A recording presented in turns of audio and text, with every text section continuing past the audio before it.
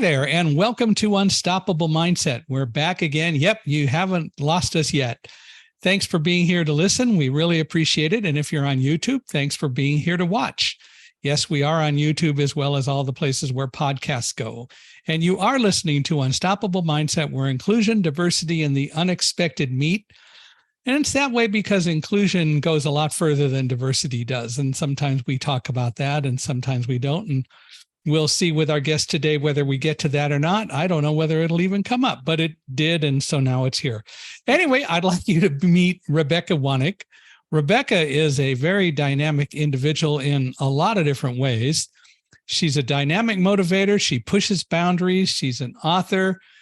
She's done a lot in the world of psychology. And most important of all, she lives in San Diego, California, which makes me extremely jealous. So Rebekah, welcome to Unstoppable Mindset. Thank you. Thank you for having me. It's so great to be here to have this conversation. Well, I lived in Vista for 6 years, so I know what it's like, which is why I'm jealous. Yes. And I appreciate San Diego so much, coming from Chicago originally. Every day, especially in the winter, is a nice one. When did you leave Chicago? I moved to Southern California in 2003. So right when I finished my undergraduate degree. Well, I was born in Chicago, but we moved out when I was 5. Oh, so okay. I grew up in Palmdale, California, so about 55 miles west of here. So the weather was relatively similar to what we have in Victorville. Mm-hmm. Not totally similar to what we have in San Diego, but we cope. Yes. You get more of the extremes than we do. We're pretty insulated here on the coast. Oh, I know. I think it's still the best climate, certainly in the whole U.S., if not the whole world. We didn't get the extremes in San Diego that we get here. And in the winter, we don't get the snow because we're down in a valley, but all the ski resorts around us get the snow. Yeah. We had 2 inches of snow one Saturday during this last year, and it was gone by the next day. So as I love to say, the kids didn't even get a snow day. But then you also didn't have to shovel, right? Right. And I'm not concerned about needing to have snow. I'm perfectly happy not to have snow here. It doesn't really make a lot of sense to do that. I mean, if we get that much snow here, it must really be bad around us. Although earlier this year, I heard that Mammoth Ski Resort actually didn't close their doors for the winter until August 6th of this year. Oh, August 6th, they're skiing? Wow.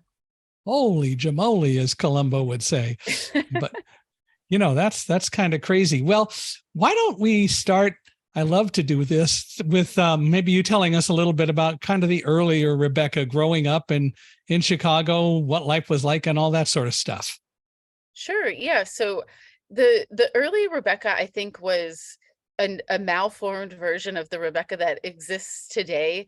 I was really lucky because I have a twin sister. So growing up, I always had a companion to kind of play around with, and she's super fun, interesting person. So it's kind of a built-in friend to go explore places with. And then I also have an older brother, but because he was a boy and a little bit older, wasn't as close with us. But we did a lot of the traditional Midwest growing up things. So most of our vacations were to go visit our grandparents up north in various parts of Michigan, which was quite fun. But growing up, I had really bad asthma. And so as a consequence of that, I had to be careful being outdoors. I had to be careful going over to friends' houses that had dogs. I had to be careful with exercising and everything. So I was kind of the sick one in the family. And my sister, to her credit, had to put up with a lot of, we need to leave this sleepover, we need to leave this event, because she'd be dragged along with me whenever we had to go. And so I don't like the cold, as we were just talking about the weather. And as soon as I was able to sort of break out of the Midwest, which was after college, I don't think I was mature enough to move away from home for undergrad. So as soon as I finished my undergrad degree, though, a roommate of mine got a job in Torrance, California, and she said she was going to go out to SoCal. And so I just was like, well, you know what? I think I'll move out with you, because I knew I wanted to go to graduate school. And California has a lot of really good graduate programs. And at the time, when I was looking at psychology, some of the top programs were out here. So I just moved out with her, lived and worked as a waitress for a year in Redondo Beach, and then luckily was accepted to UCSD for graduate school. So that's when I moved down to San Diego, and I've been here ever since, with the exception of a small trip to Singapore for a couple of years during COVID. Wow. That's interesting, going to Singapore. What took you to Singapore?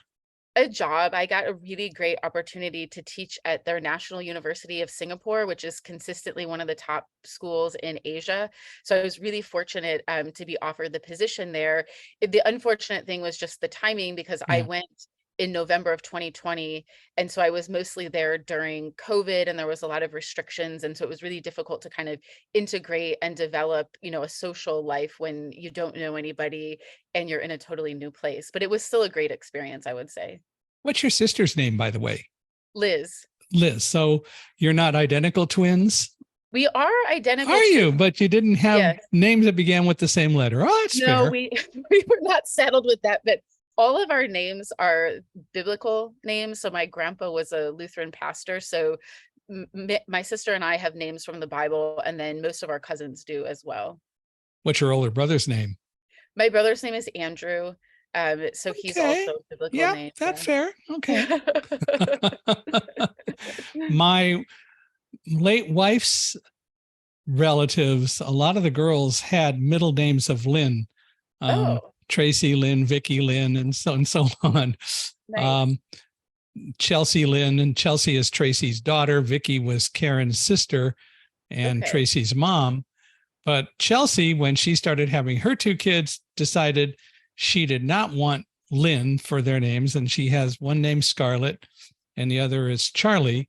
Charlie is Charlie Rose. And I forget what Scarlett, who's a year older, her middle name is, but not Lynn. Not Lynn. Excellent. But I remember Chicago a little bit. I don't remember a lot of snow, but I remember school. I remember walking to the local candy store and doing some things around Chicago. And I was blind back then as well. I was blind from birth due to being born prematurely and being given too much oxygen, which is something that happens. But nevertheless, there we go. But yeah. Nevertheless, we survived, and it all worked out pretty well.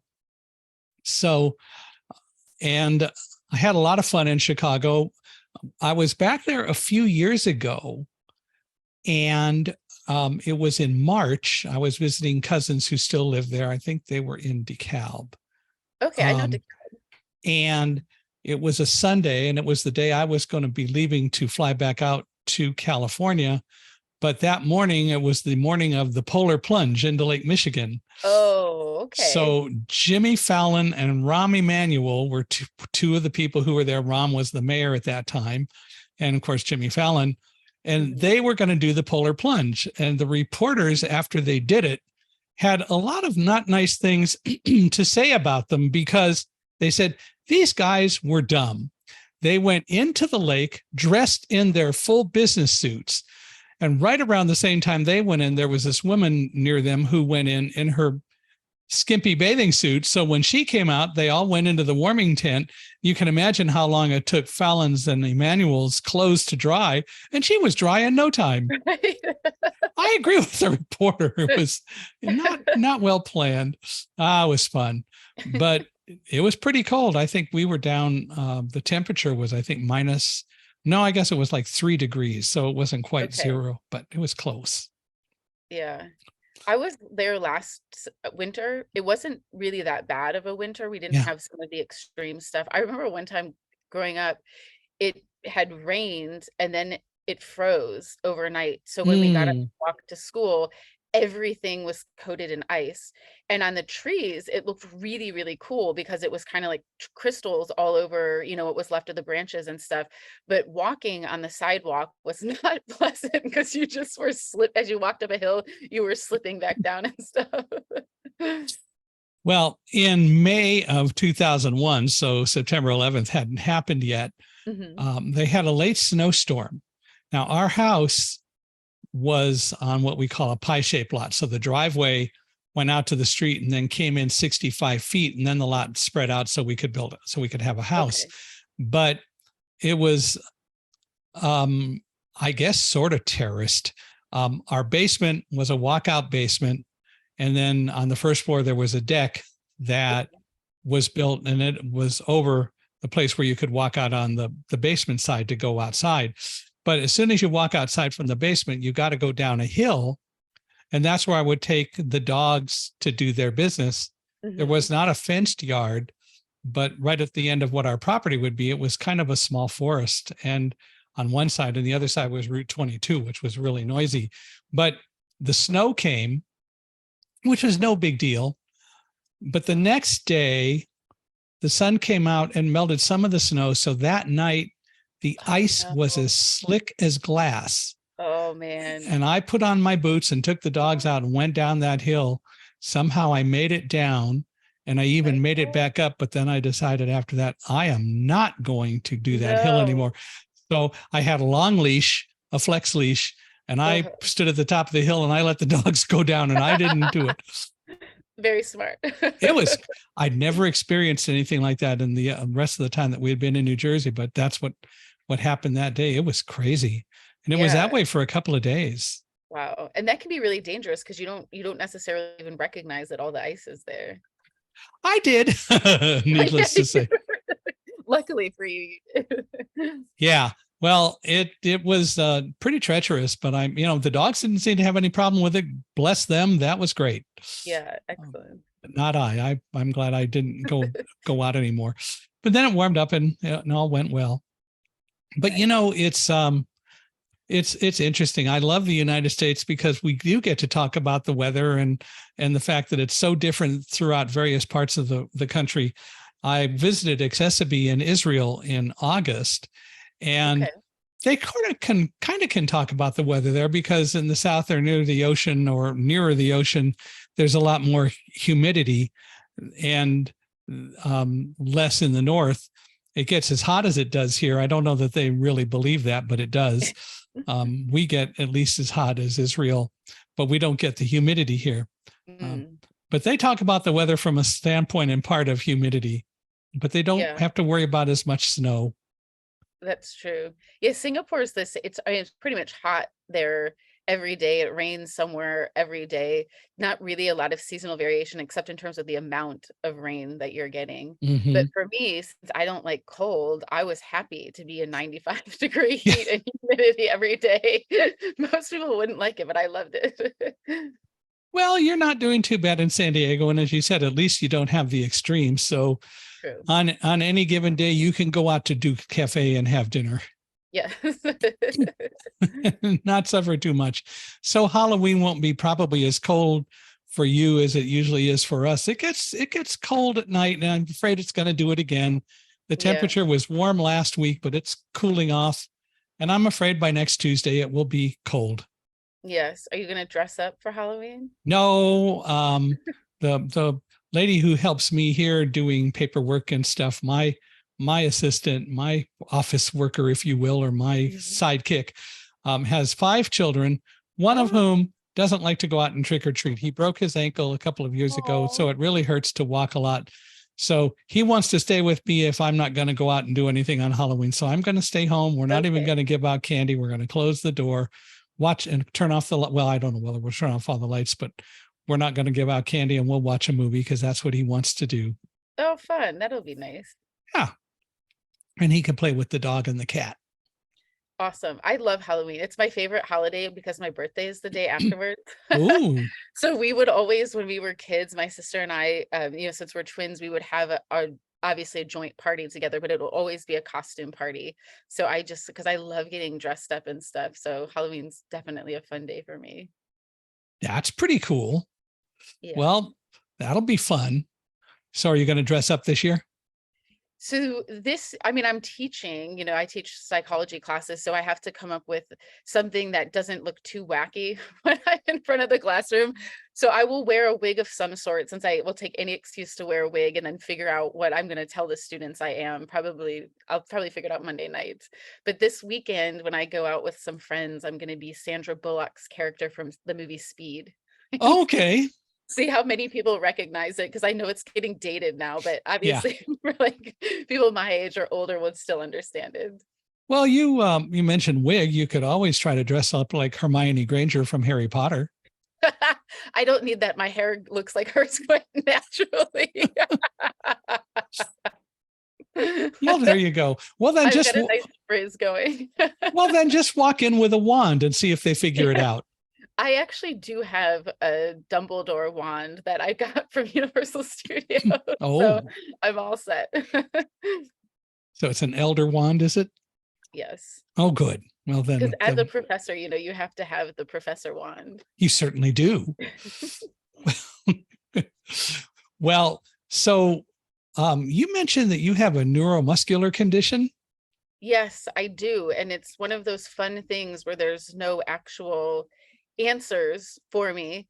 So I would say probably now about 5 years ago, I used to work out quite a bit, and I noticed I just couldn't run. Every time I ran, I felt like I ran a marathon. I'd have to take like hour-long naps to try to recover from it. And my fingers and my toes started hurting and tingling. And so, when I first went to the doctor, I was really scared, because they were like, oh, it sounds like it might be MS. But I had all the tests and screening for that, and nothing showed up. And then I had a bunch of other tests and nothing showed up. And then, because I'm used to doing research, I was researching online, and I thought, I have a lot of evidence that suggests this might be small fiber neuropathy. So I had a fight with a bunch of doctors, because you're a middle-aged woman, you go into the doctor, they tell you everything's stress. Oh, it's stress, psychosomatic and stress. And I was like, I have a PhD in psychology. I'm fairly certain if this was stress, I would be able to diagnose that. So I had to fight quite a bit. I probably saw like 8 different doctors before I finally got to a doctor. I said, this is what I think I have. I need you to give me this test. And he didn't want to give me the test because it's kind of invasive. But lo and behold, after I got the test, it showed I had small fiber neuropathy. But that's not a super helpful diagnosis, because it's sort of like you have a blue crayon that's blue. You're just labeling something that you already know exists. Why do I have it? What do I do about it? All of that's still unknown. And then when I was in Singapore, I went to the hospital there, because the whole bottom part of my leg was just numb. And so I was having trouble walking, because I couldn't feel when my foot was hitting the ground effectively.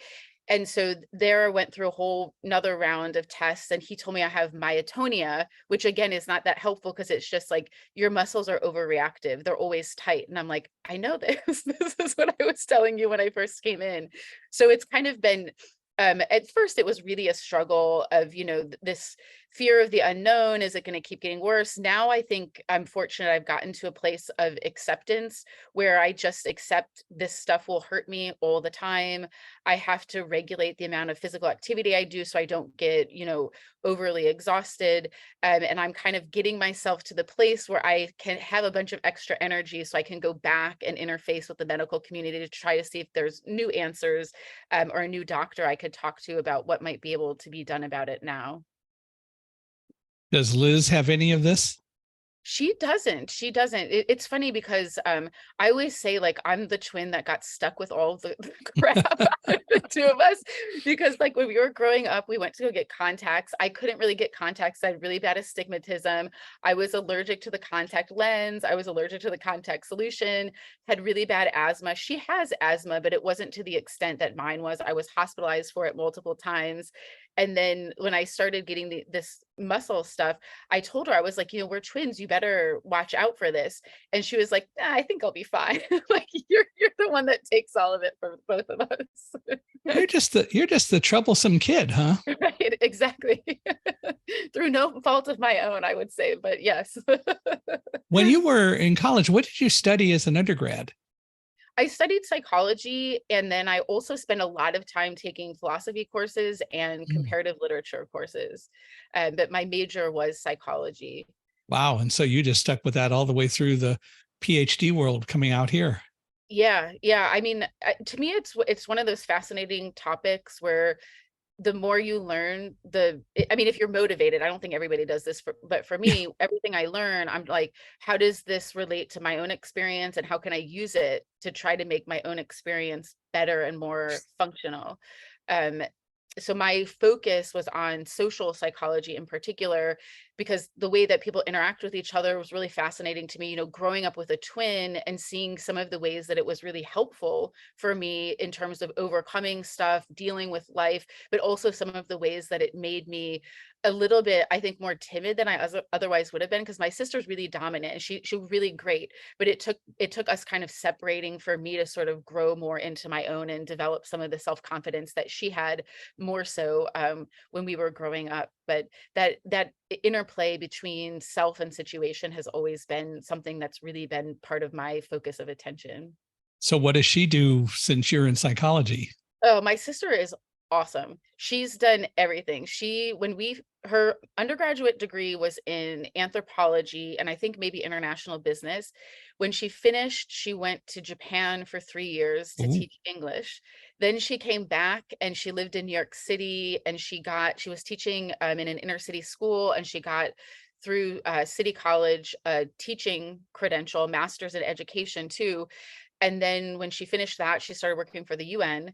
And then she got placements in several countries in Africa working for the UN, eventually came back to the States after getting sick, went to Naval Postgraduate School up in Monterey, California, mhm. and got her degree in cybersecurity.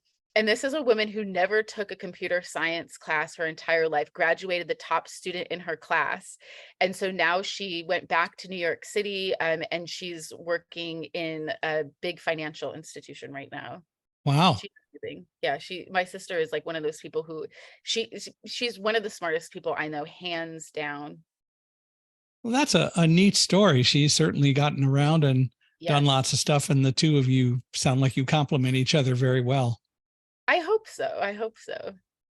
So you went to Singapore, which certainly had to be extremely fascinating, especially when you intellectually look back on it because it happened during COVID.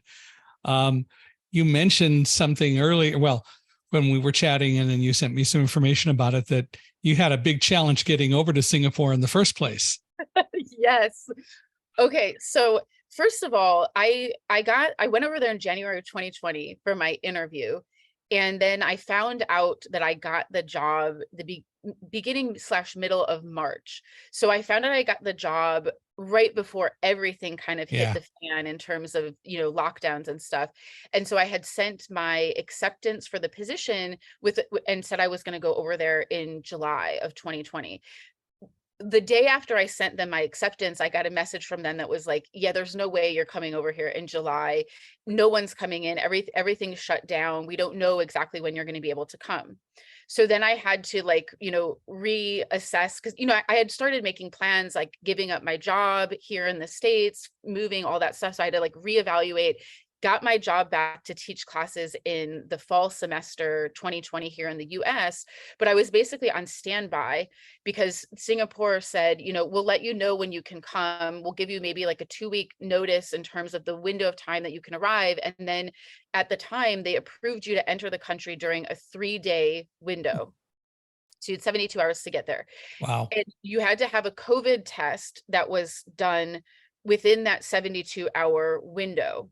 So I was getting ready to go. And then because it was COVID, the flight I normally would have taken, which was from San Diego to San Francisco over to Singapore, that wasn't operational. So I had to fly San Diego to Seattle, Seattle Mm, to Narita in Japan, and hmm. then Narita to Singapore. So when I checked into the airport in San Diego, I had my paperwork, the letter from the government saying I can enter Singapore, my COVID test, all this stuff checked off. When I get to the transfer window up in Seattle, they call me up to the counter, passport check, COVID test check, paperwork check me off. I'm good to go all the way to Singapore. I get to Japan. Japan wants to look at my paperwork and says my paperwork is not correct because I didn't have my passport number on top of the COVID test, and they would not let me through. So basically I'm in Japan, and, I'm trying not to like freak out, but I'm freaking Mhm. out. But, I was like, Rebekah, you're at an international airport. You can't create an incident. You're going to end up in prison. Right. So I had to kind of, like stifle things. And then basically they walked me from this counter to a plane to go back to the United States. And I said, I can't go back to San Diego. I have no apartment. I have no stuff. I have no job. I have no family. Can you at least send me to New York City? Because my sister at the time was living in New York City. So they put me on this plane to go back to New York City. And I've wasted about a day's worth of travel through all of this iteration. It's about 12, 14 hours for me to get from Japan to New York City. So the first couple of hours I'm on the plane, and I'm the only person on this plane. I was like, Rebekah, this is it. Your life is over. Just get off the plane. Don't even tell your sister you're landing in New York. Go be, like a homeless person, whatever, like, like your life is over. But then, of course, after I let myself wallow for a few minutes, I was like, no, like rally. Okay, you're going to New York. If there's any place that you need to be to get to Singapore in time, it's New York. It's going to have the most options in Mhm. terms of flights. But my COVID test at this point would have expired. So I had to figure out how to get a COVID test within less than 4 hours, because I figured out there was one flight that I could take from New York that would get me to Singapore within the window of time that I needed to get in during the 72-hour approval time. One flight. And so in order for me to get there, I needed to leave my sister's house at a certain time. So I had 4 hours from when I landed in at JFK to get to the airport in Newark in order to get Mm. out to fly to get to Singapore in time. So I'm like, and I Googled, there was a place in New York that would do this, because New York is the place where you can get everything for money. Mhm. So 6 hours later, $5,000 later, I was on a plane to Singapore, and I made it within the window of time. But it was basically about 72 hours worth of traveling. So when I got to Singapore, they had a COVID quarantine. So I had to stay in a hotel for 2 weeks. They basically met you at baggage claim, took your stuff, and you put you on a bus and sent you to a hotel. So I was so drained at this point and stressed that the first 3 days, I didn't care that I was stuck in a hotel room. I just slept and recuperated and stuff. And then I always think, it's like, you can be in the midst of stuff that's really not going well for you, but that there's gems of hope. So I was so lucky, because the hotel that I got put up in for my quarantine was the Swiss hotel, really nice hotel. And I was on like the 36th floor. My room had a balcony overlooking the bay. So I had fresh air. I had a great view. So overall, my quarantine experience was not nearly as bad as it could have been. But I think the contrast of the horror of getting over there probably made it really good. And it was warm. And it was warm. Yes, exactly. I I understand a lot of those sentiments. My in-laws and Karen and I and I think two other relatives went to Spain in 1992. And Okay. Karen and I had been working at the company we worked for, putting in long hours. And like even the night before we left, we worked till 10 o'clock just to get everything done. And literally, when we got to Spain, we were in Tenerife for the first week. Okay. And mostly we'd go to sleep, and we slept till 3 p.m, both of us. Wow. And then we would get up and we would be with people. And we did that for most of the first week until we finally caught up on sleep. Yeah. And we didn't mind a bit. We enjoyed it. It was Yeah. great. But It but sounds amazing. but then we got up and we had a late breakfast, which was usually a burger or something else, because it was 3 p.m. Right. But it was fun. But we really enjoyed going over. But we didn't have the kind of airline challenges that you did. I had a little bit, because they insisted that, being blind, I had to sit in a specific place in the airport until the next flight, even though I was with a family, all of whom could see. And they didn't even restrict Karen being in a wheelchair her whole life, but they insisted that I had to be somewhere, and they separated me from everyone, which did not make me very happy at all, needless to No. say. It was crazy. It was ridiculous to do. Yeah. That's But, unbelievable. so what's the lesson you learned from all the traveling and all the challenges that you had going to Singapore and all that happened? What do you learn from that? What do you take away? So the first thing that I learned was to like double up on everything, because I think if I had like an extra piece of paper with my COVID test, I would have just written my written my passport number on it and been like, oh, wait a minute, do you think it was this piece of paper that you wanted me to have? But I think the other thing, I mean, honestly, this is what I always tell people about challenges. And like I am one of those people who, like, if stuff's going to go wrong, it's going to go horribly wrong. But the older I get, the more I appreciate it, because now, I can laugh at it. Doesn't mean it doesn't bother you when it's happening, but I get over stuff so much more quickly.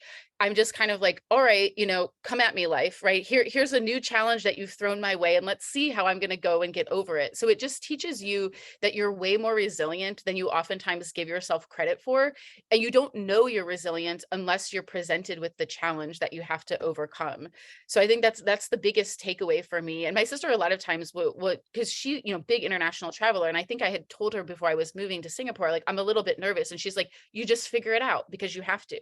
And I think the more that you go through those kinds of experiences, the more that you realize that that is true, right? You have to rise to the challenge, so you figure out a way to do it, and you just move on. Were you afraid at all when the whole stuff was happening with Singapore? I was like, for that short period of time when I got on that plane to leave Japan to go to New York, I was afraid that everything that I had planned for was completely crashing to the ground. But then I thought to myself, even if it is, you have two options. Option one is you let it happen, right? You let it crumble. But option two is you fight against it. You fight for what you want. And so that's what gave me, the strength to like rally and investigate. And of course, I mean, when I talk about how amazing my sister is, because she's always there when you need her. She's like one of those great people to have. And I knew that if I asked her for help, she was going to be able to help me. And, she didn't just help me with the logistical things, but like, she's just a good person to have in your corner. So the other thing is, like, don't ever be afraid to use your network, and keep the people in your life who are going to be the ones that are there for you. A lot of times we encounter people who are takers, not givers. And you want to be a giver yourself. But keeping good relationships with the people who are the ones that are stand up and will be there to help you is really important. And then be appreciative to them. I tell my sister all the time how awesome she is. And I think that she really knows that I'm so appreciative of everything she's done to help me in my life. I bet that goes both ways, though. I hope so. I mean, I feel, how you never feel like you're good enough to give somebody who's awesome help. Like, I hope that I help my sister, but I feel like the nature of the relationship in that one, I think, unfortunately, I'm a little bit more of a taker than a giver, but I hope that, I can give her what she needs when she needs it. Well, something must be going right, because the two of you get along very well. Where is she these days? Where does she live now? In New York? She just moved. She was living in Long Island City for a long time, but she just bought a house in New Jersey. So that's super, super exciting. So her and her husband, it's her first home. So that's really, really exciting. She's like, we've got space. We're not, living in our cramped New York 1-bedroom apartment on top of each other anymore. So it's super, super exciting. Where in New Jersey? In Bernardsville, I think is the town that it is. Yeah. We lived in Westfield for 6 years, and we built our home so that it was wheelchair accessible, and that was a lot of fun. And we had an elevator, and I know for a week after September 11th, I used the elevator a whole lot more than Karen did. We had to have a 2-story home because that was the only kind of home they would allow you to build. There was no room for ranch homes. So we had to have an elevator. And I was so stiff and sore for the week after September 11th that I use that elevator all the time. Wow. I couldn't walk up or down the stairs at all. It was pretty bad, but it happens. But it's interesting to hear what you're saying, though, because we all have the ability to help each other. And one of the things that strikes me is we all want to be independent. We all think that we want to do stuff ourselves. It's just me. I'm independent. I don't need any help. But yet we want to stay connected, or we mostly want to stay connected, except for people who don't understand the wisdom of it. How do you do both? Be independent and stay connected? Yeah, that's a great question. I think about that a lot, right? Because none of my family lives in San Diego. I decided, I need to go out and be on my own.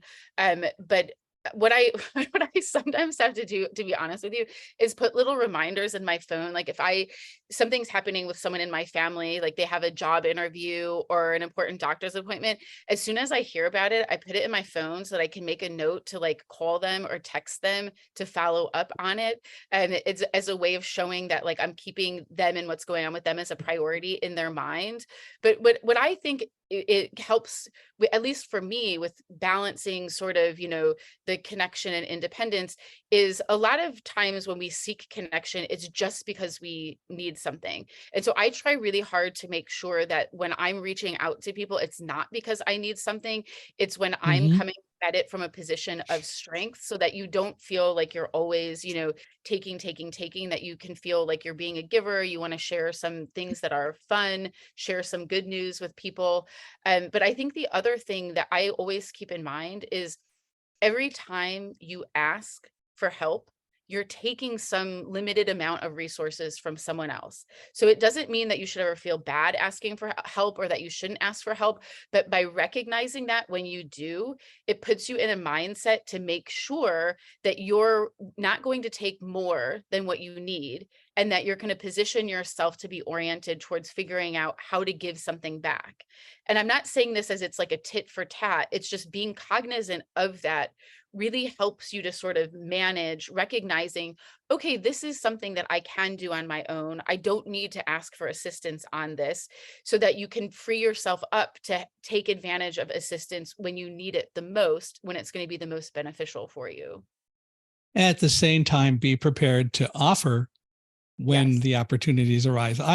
So I mentioned my wife passed away last November. We had been Yeah. married 40 years, and Oh, her caregivers, Josie and Dolores and Jeanette, who was actually and is our housekeeping lady, who comes and keeps us honest by keeping the house clean once a week, and I work on it the rest of the time. nice. Yeah, I even bought a Roomba lately. Um, Oh, it works pretty well. The cat's not impressed with it. no. We haven't been able to get the cat to watch the TV commercials where another cat rides a Roomba Yeah. around, but one of the things that almost immediately happened is that Josie said, let me help you in doing things, and I was reluctant because I didn't want her to feel obligated, but I realized pretty quickly she wanted to help me get back to continuing to be able to move on. So Josie now Yeah. works for me. She's here 4 or 5 hours a day, and we do paperwork, and she helps looking for speaking opportunities and all the other things Awesome. that I do. Yeah. And Dolores is doing a bunch of other stuff, so we don't see each other quite as often. And Jeanette comes once a week. And one of the things that she said early on after Karen passed was, I'm going to come over on Tuesday nights and bring you dinner. Well, we've modified that slightly. So sometimes she brings dinner and sometimes I take her out for dinner, because I think that Right. it's good to get out. And frankly, Sure. it's good for me to get out a little bit. She's cleaning houses all week, so she's out and she doesn't have to cook all the time. But I do Mhm. believe that it's symbiotic is probably the wrong word, but it is a mutually beneficial kind of a relationship with both of them, and actually all three. And it should be that way. We do need to connect and we do need to help each other. So I do like to think that I help some too.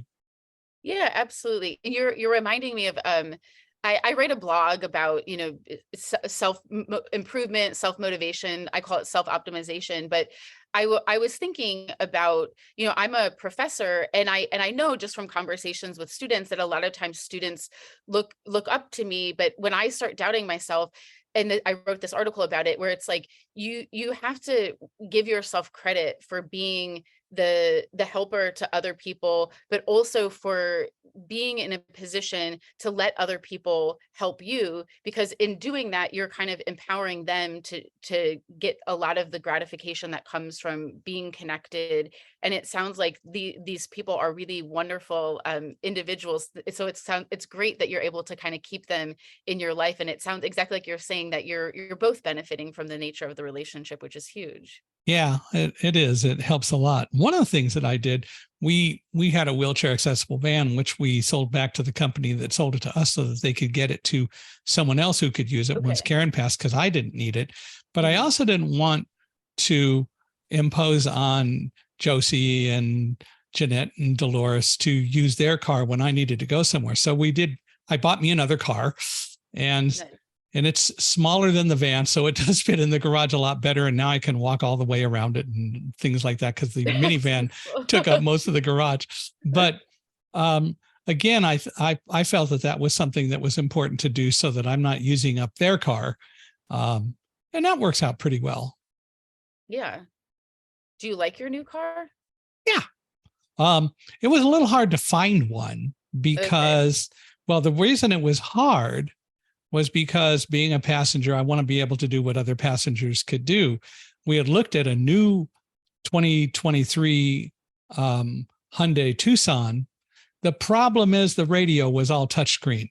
And for that reason alone went, not doing that. And so we ended up with a 2021 pre-owned Tucson, but the radio has buttons and I can deal with most of it. And all the other parts about the car are much more physical buttons. So I can do the things that I need to do rather than relying on a touchscreen that I'm never going to be able to navigate and negotiate. Right. And most of those touchscreens too, even if they have like an audio interface, you have to touch it to activate the audio interface, right? So they're not particularly friendly to people that are visually impaired, correct? Well, they're not at all friendly to people who are blind and or low vision. And and it seems to me, drivers would probably disagree, but I don't think they're friendly for drivers. You still have to take your eyes off the road to see where to touch on the screen. Mm-hmm. And there ought to be more of a code word that you can just say, like with an Echo device or whatever, to activate it rather than using the touchscreen. But even then, it isn't just that. It is also that the audio interface doesn't give you the same level of control that you get with a touchscreen. Right. Now, there in reality are ways to have a touchscreen that I could use.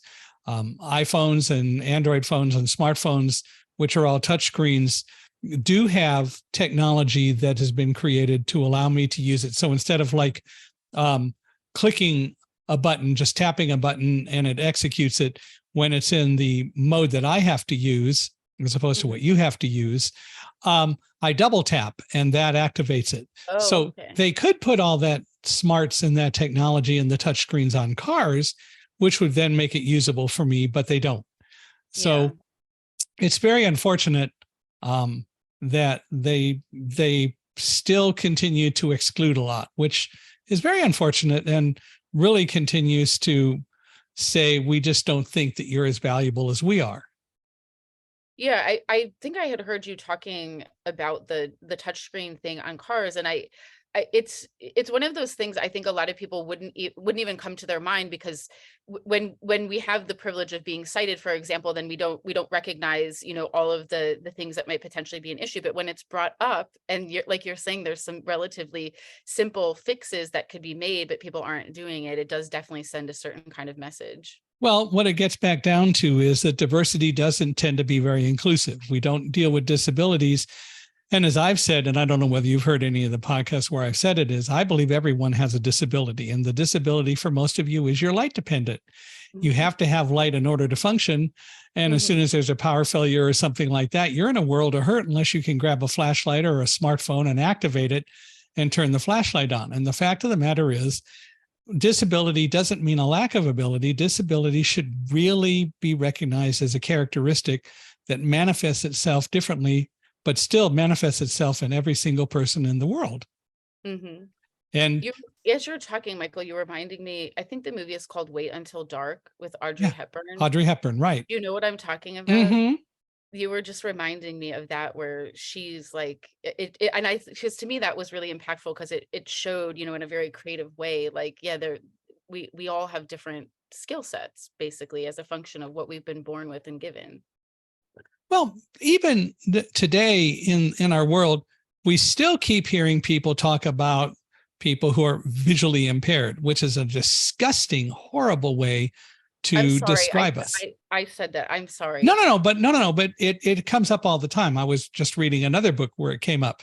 And the reason it is because visually we're not different simply because we're blind, and impaired equates us to eyesight. So blind and low vision would, and something that deaf people realized a long time ago, that you don't say deaf or hearing impaired, it's deaf or hard of hearing. And that hasn't progressed that way in the blindness world. And I think in large part because blind people haven't collectively created the same level of community that deaf people have. And so that level of understanding hasn't gotten to blind people to the point where they're willing to take that stand and push back a lot more about the concept of visually impaired. Interesting. Yeah, Why do you think there's a difference in the cultivation of community? Do you have a hypothesis on that?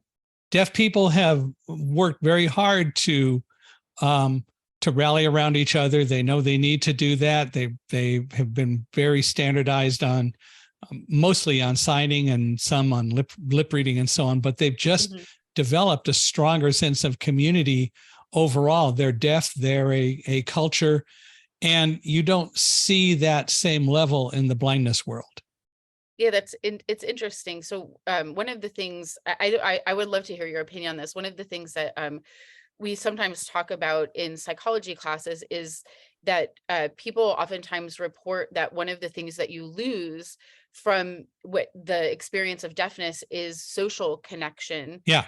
And that tends to be sort of lost less for people that are blind because we can still converse, which is one of the primary sources of social connection. So I'm just wondering if maybe the deaf community cultivates community more because that's something that's so noticeably lost without the extra effort.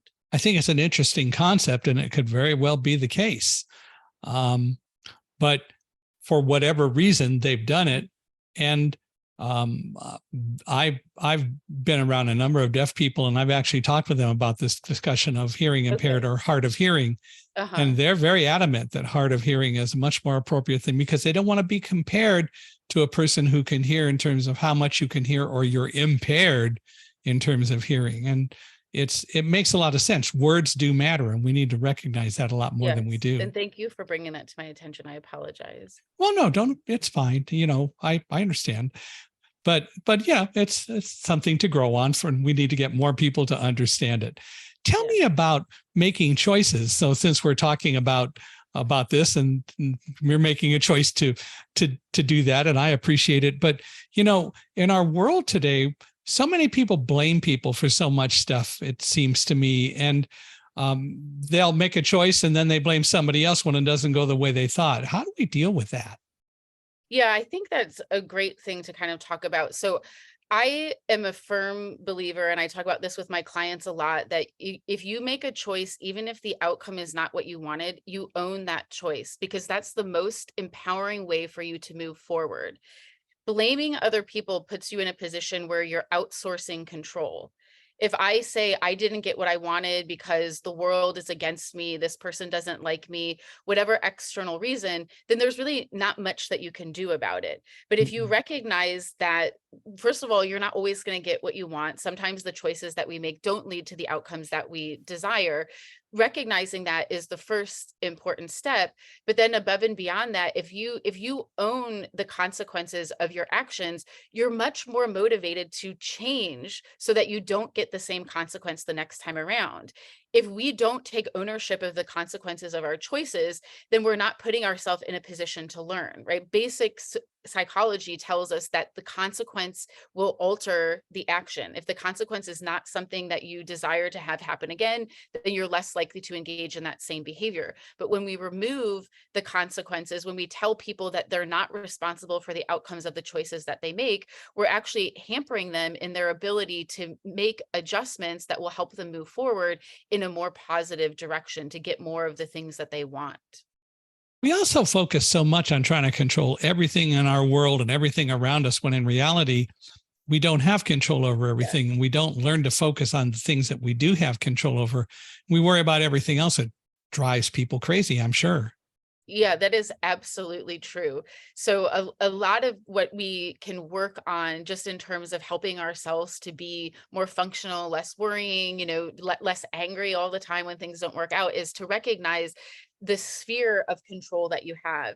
And I've written about this too, that this idea of circle of control is not unique to me. Other people have were originated, like Dale Carnegie talks about your circle Hmm. of control. But realistically, what you want to do is think about, within every domain, what are the things that I can control and what are the things that I can't. And you have to work to control the things you can to get more of what you value. And at minimum, what you can control is where you are and how you emotionally respond. So it's not the case that people make you feel happy or sad or whatever. Events can have a tendency to push you in one direction or another, but you ultimately have control over how you're choosing to respond. This is why I think mindset is so important. And I work with clients to work on mindset adjustments, because your mindset is key to controlling your emotional Hmm. reaction. When I have something negative happen to me, I'm perfectly within my right to feel bad about it. But if I can adjust my mindset so I can see what I have control over, and I'm a big fan of humor, I always try to see what's funny in a Yeah. situation, because the minute you can laugh at it, you take a step back, you're less directly connected, and it puts you in a new position to see all of the actions that you can take to help yourself move forward in a more positive direction.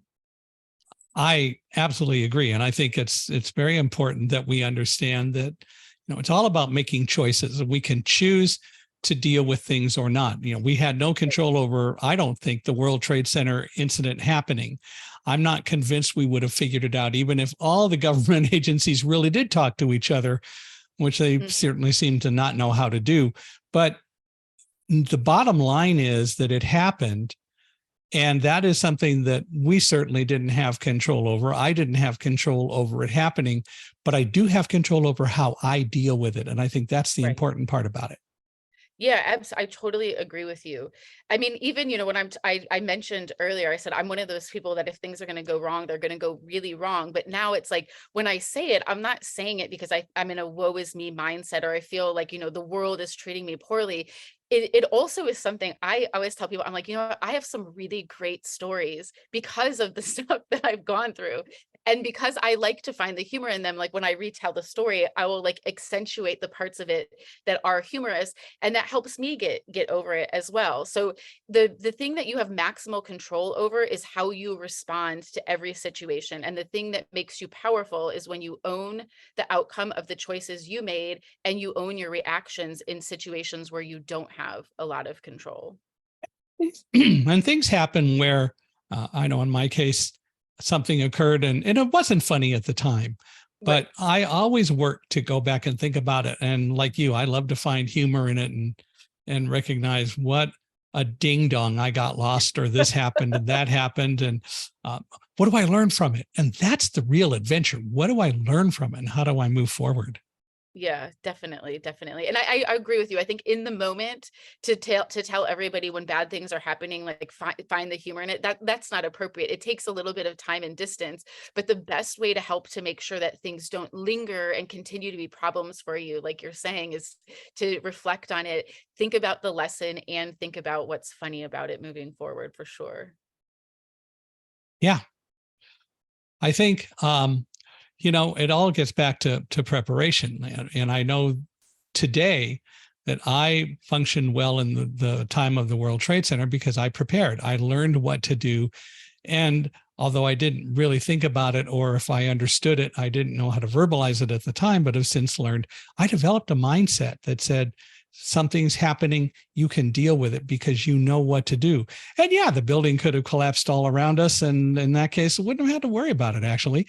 But nevertheless, I knew what to do. And that mindset, that preparation created that mindset, and that mindset and learning to control fear helped a lot. Yeah, absolutely. Was, reading more about you sharing about this story, and I think that that's so true. And like you were just saying, it's like you control what you can. You didn't have control over what ultimately was going to happen to the building or when, but given that you can control something, you have a choice. Again, you have a choice to Yeah. choose to do something or to choose to do nothing. And most of the time, the choice to choose to do something is going to help you get closer to what you want. But we don't ultimately have control over how things are going to turn out. But I always think at the end of the day, do I want to look back and say that I gave up on my opportunities, or do I want to look back and say I tried as hard as I could and some things just didn't work out for me? That's the option I would rather sit with at the end of the day. And I don't know intellectually whether my parents understood it, but they worked really hard to allow me to explore and do things. And as a result, as I say, they took risks and they allowed me to by societal standards, take risks that would not be risks for anybody who could see, but they let me learn things, and they allowed me to explore.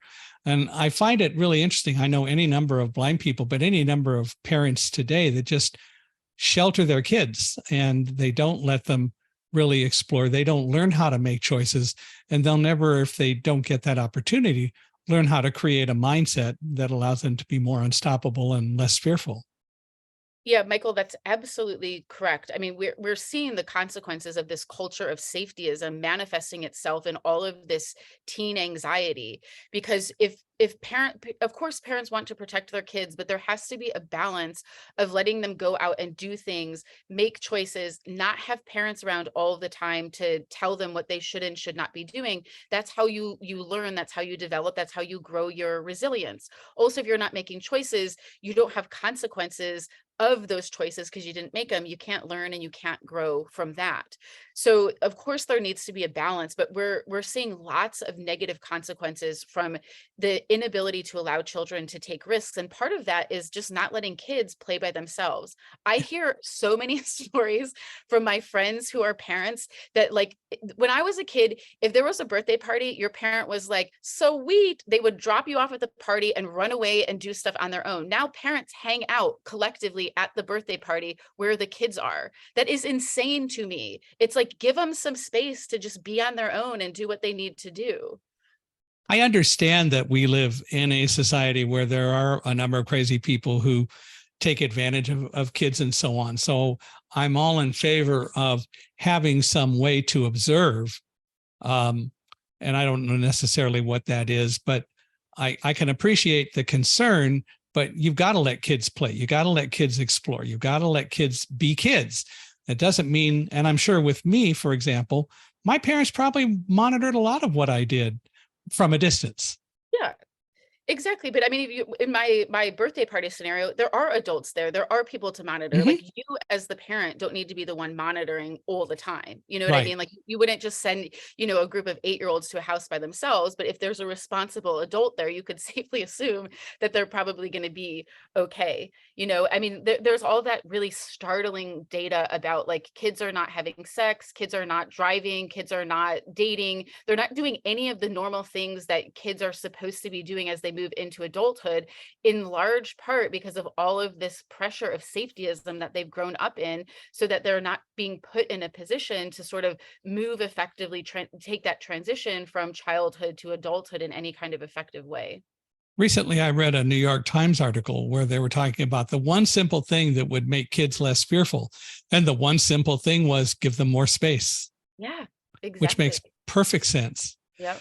Yep. Well, we talked about blindness and all that. And one of the things I thought I would bring up, because you've been in education, and I don't know whether you've ever had a blind student in your class, but one of the things that I've been an advocate for, and so many blind people who have been around this a lot have become advocates for, is learning Braille. And, for most people, you learn print, which is great.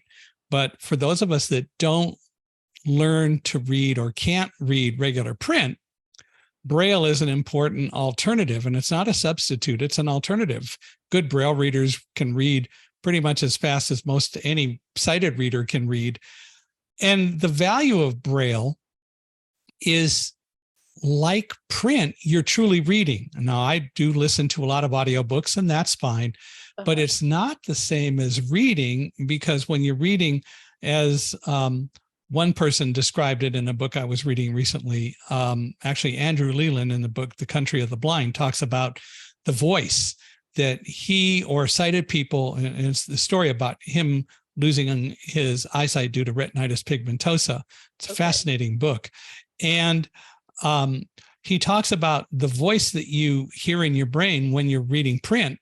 And he's realizing that that's the same voice you hear when you're reading Braille, because you're truly reading it as opposed to listening to an audiobook. So there are two different techniques, but there's so much value and so much that you get from reading with Braille that you never get from reading with an audiobook.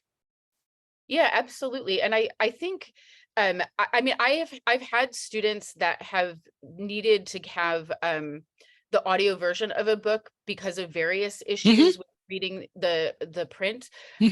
But I think that one of the things that I know this because I hear people saying this all the time. I'm a firm believer that you need to read print or read via Braille, because it slows you down. It puts you in a state where you're immersed in what you're doing. It's physical in the sense that you're touching something. Your brain is focused in a way that it cannot focus when you're hearing something, because vision is, or you know, the translation of the words through your fingers into the thoughts as you're reading with Braille, that is a very intense process. It requires more attentional capacity than just listening to something does. The problem with listening is it's very easy to get distracted and not process things as deeply.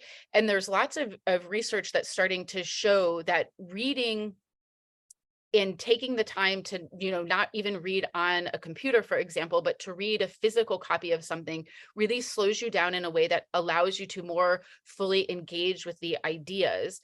And I think it's really important to encourage that now more than ever, because so much of the way that we consume information is these fast, quick sound bites. And when I'm listening to an audiobook, for example, almost nobody sits down and listens to an audiobook and just sits and listens to it. They're always doing it because they want to multitask. Now you're using up additional attentional capacity that you cannot focus on processing the information that you're listening to in the book. It's a totally different experience that's not giving your full attention to what you're trying to learn. You can't think about it as fully. That we're incapable of multitasking, right? We can task switch, but we don't multitask. So you're creating a situation where actually impairing your ability to acquire the information from the text when you're listening rather than reading it in some capacity. So I think it's an important skill that we're actually losing, because my students all the time, like, I don't have the attention to sit down and read. Well, you don't, because you haven't trained yourself. You haven't trained yourself to do it. Yeah. Correct. Yeah. I like reading audiobooks. Now, having said that, I like, especially on airplanes, to read audiobooks because I plug in my noise canceling headphones, put them on, and I read the book.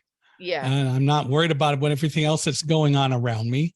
I don't want to be antisocial. So if somebody wants to talk, I'll stop and talk.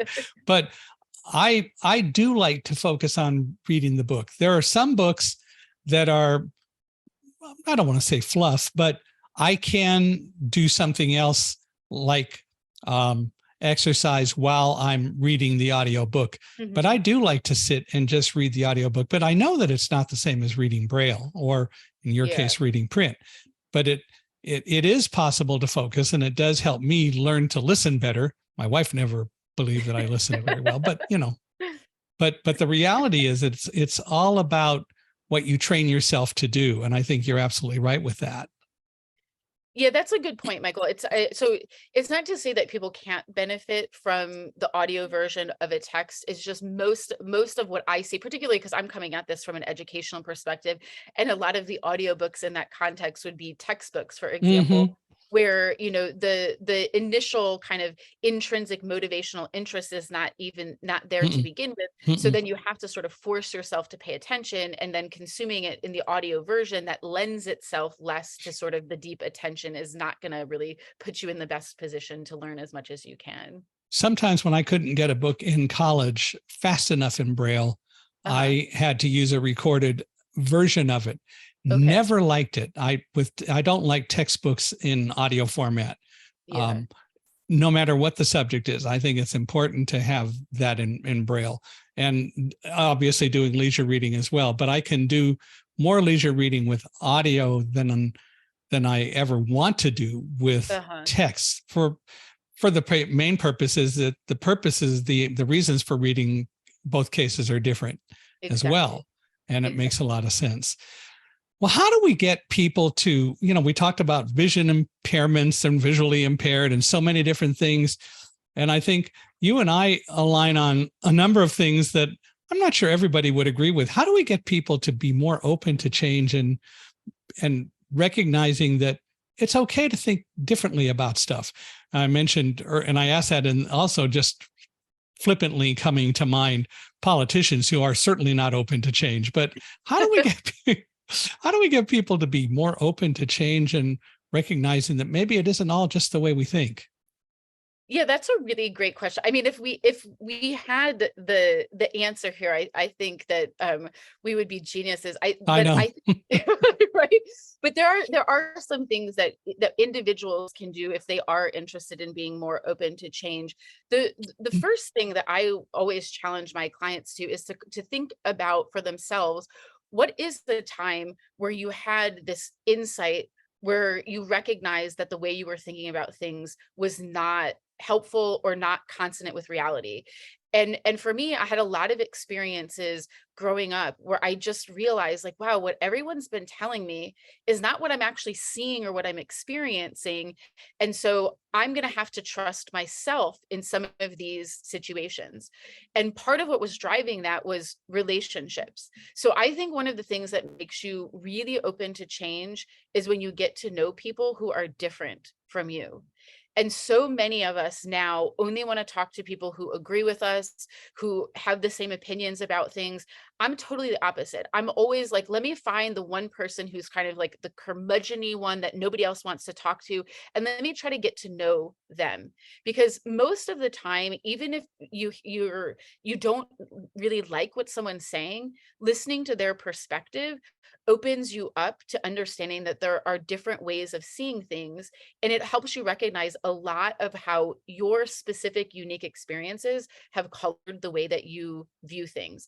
And once you start to recognize that my unique experiences are coloring my perspective, you can understand more how other people's unique experiences would color their perspective, and you can start to open yourself up to being interested in those other experiences and being open to hearing what people have to say.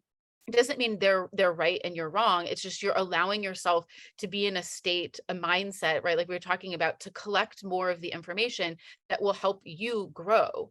And I think the more you grow, the more open to change you are, because you see how beneficial it can be. It's all about being introspective and learning to be a lot more self-analytical than we tend to be. And there's nothing wrong with doing that. People are afraid to do it because they're probably afraid of what they're going to discover or think about themselves, but all the more reason to do it.